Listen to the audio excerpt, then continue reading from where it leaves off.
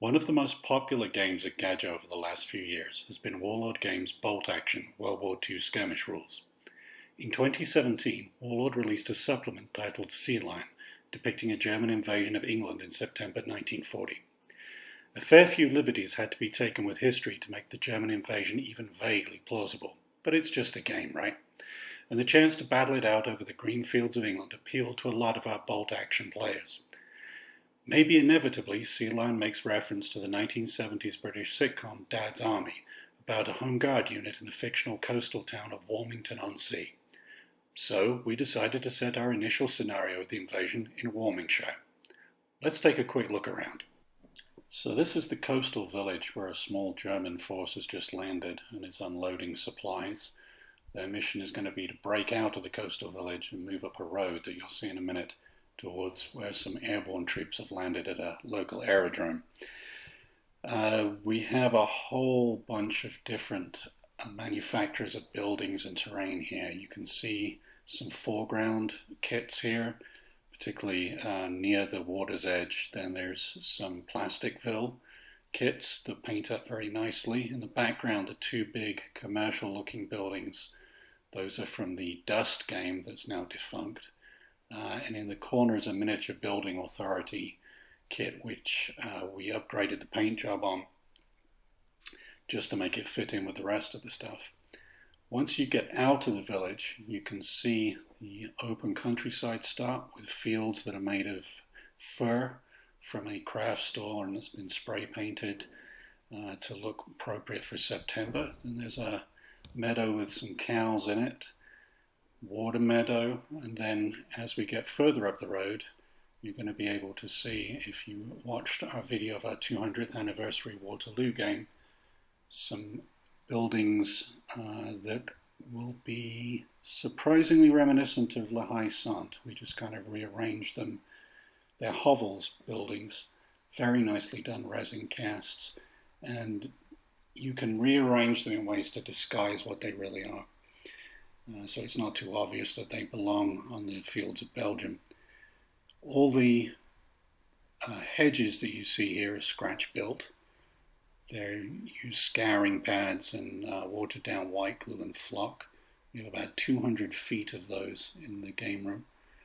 Then in the entrance to the farm here, you can see a cart that's been used to blockade the road. That's a cart from the Warlord Games Rorke's Drift set, which shows up in a lot of our games for one purpose or another. I cannot remember what that building, I think it might be a Zeitgeist building.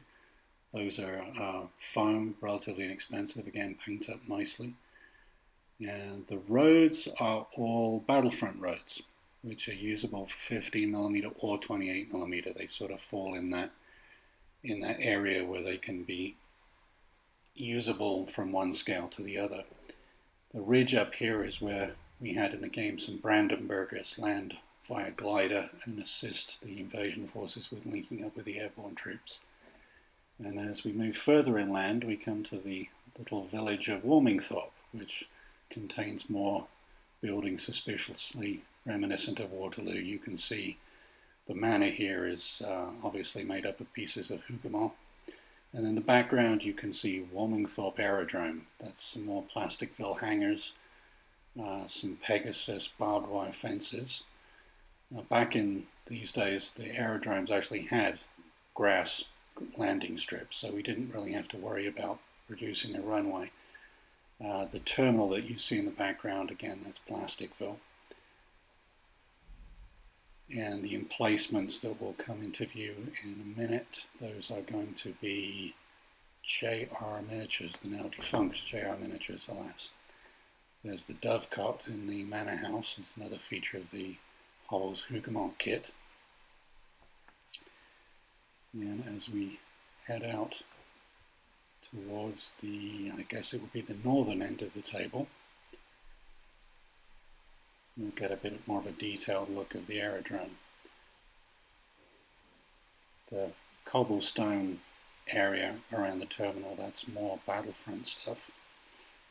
And then we kind of militarized it by adding various sandbags so that the British look like they are at least expecting an invasion at some point.